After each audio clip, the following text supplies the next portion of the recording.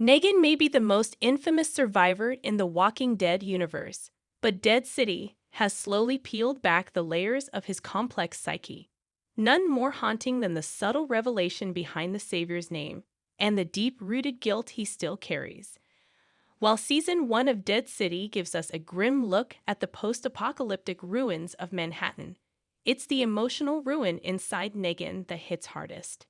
In a brief but devastating conversation with Maggie, Negan reveals a truth he's buried for years, one that redefines his past leadership and exposes the emotional core he's tried so hard to suppress.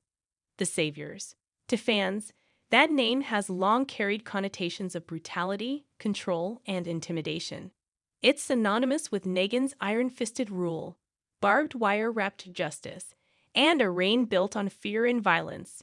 But in a haunting exchange in Episode 5 of Dead City, Negan hints that the name was never meant to inspire terror. It was born from a place of protection, twisted by necessity, corrupted by desperation. He tells Maggie, his voice low and cracked with exhaustion, "We were supposed to be their saviors. That's what I told myself. What I told him. Save people from the chaos. Save what's left of the world."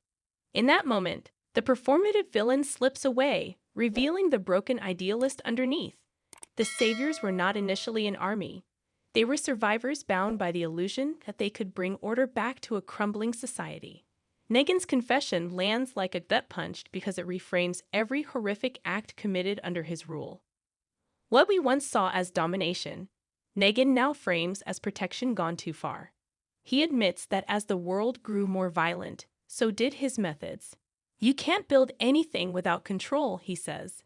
And control means making people afraid sometimes. But then he pauses, and in that silence is a mountain of regret. The monster he became wasn't part of the plan.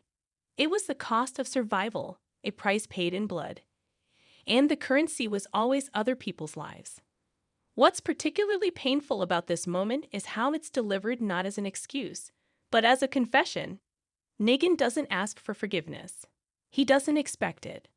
He offers the truth not to clear his conscience, but because the weight has simply become too much to bear.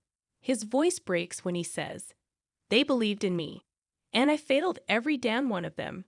It's a raw, unfiltered glimpse into a man who has seen himself become the very thing he feared most. The irony of the name Saviors is that it once gave people hope. In the early days of the apocalypse, Negan envisioned a sanctuary, a structured society where people could live without constant fear of walkers or raiders. But as power consolidated, paranoia and cruelty replaced compassion. The title that once represented protection slowly morphed into something grotesque, a symbol of tyranny wearing the mask of salvation. Dead City doesn't let Negan off the hook, nor does it ask viewers to forget his crimes. But it does ask us to look deeper. Behind every barbed threat was a man frantically trying to keep something, anything, together.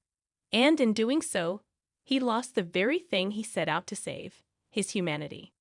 This version of Negan is older, slower, tired. The cocky grin is gone, replaced by haunted eyes and quiet remorse.